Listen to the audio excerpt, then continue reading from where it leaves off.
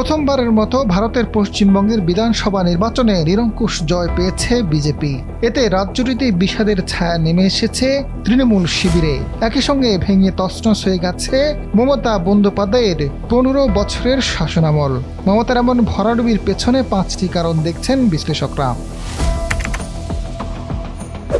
তৃণমূল কংগ্রেসের বিরুদ্ধে কাটমানি সংস্কৃতি এবং সরকারি প্রকল্পের টাকা আত্মসাতের অভিযোগ ব্যাপকভাবে আলোচিত। অভিযোগ রয়েছে নির্মাণ কাজ থেকে শুরু করে স্থানীয় ব্যবসা, সর্বক্ষেত্রে শাসক দলের সিন্ডিকেটকে কমিশন দিতে হয়। এটি রাজ্যের ব্যবসায়িক পরিবেশকে ক্ষতিগ্রস্ত করছে। শিক্ষক নিয়োগ দুর্নীতি থেকে শুরু করে রেশন বন্টন নেতিবাচক প্রভাব ফেলেছে।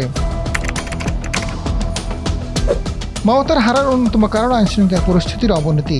রাজ্যে নারী নিরাপত্তা ও অপরাধের হার নিয়ে তীব্র সমালোচনা রয়েছে।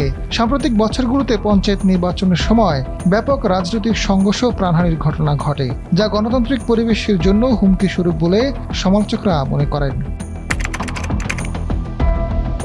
15 বছরেও রাজ্যে বড় ধরনের বেসরকারি বিনিয়োগ, বড় শিল্প কলকারখানা স্থাপন হয়নি। ফলে দক্ষ শ্রমিক ও প্রকৌশলীদের কর্মসংস্থানের জন্য অন্য রাজ্যে পাড়ি দিতে হচ্ছে, যা শিক্ষিত তরুণ প্রজন্মের জন্য অসন্তোষ বাড়িয়েছে এবং নির্বাচনের তৃণমূলের ভরাডুবির অন্যতম সমস্যা হিসেবে দেখা হচ্ছে।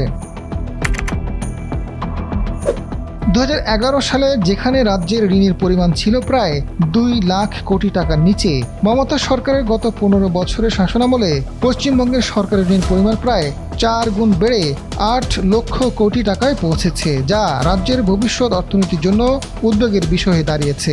ভোট ব্যাংকের রাজনীতির কারণে সরকারের বিশেষ সম্প্রদায়ের প্রতি অতি তোষণ নীতি অন্য অংশের মানুষের মধ্যে বিচ্ছিন্নতা তৈরি করেছে বলে অভিযোগ বিজেপির, যা রাজ্যের সাম্প্রদায়িক সম্প্রীতিকে প্রভাবিত করেছে।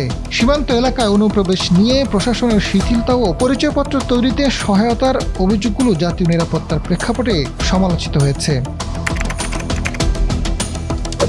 এদিকে নির্বাচনে মমতার এই ভরাডুবির জন্য ভোটার তালিকা থেকে বিপুল সংখ্যক ভোটারদের নাম বাদ দেওয়া এবং এই প্রক্রিয়ার স্বচ্ছতার অভাবকে দায়ী করেছে তৃণমূল কংগ্রেসের নেতাকর্মীরা, যা সরাসরি তৃণমূলের জয়ের ব্যবধান কমানো এবং কোথাও বিজেপিকে সুবিধা করে দিয়েছে। Azad Farooq, desk report.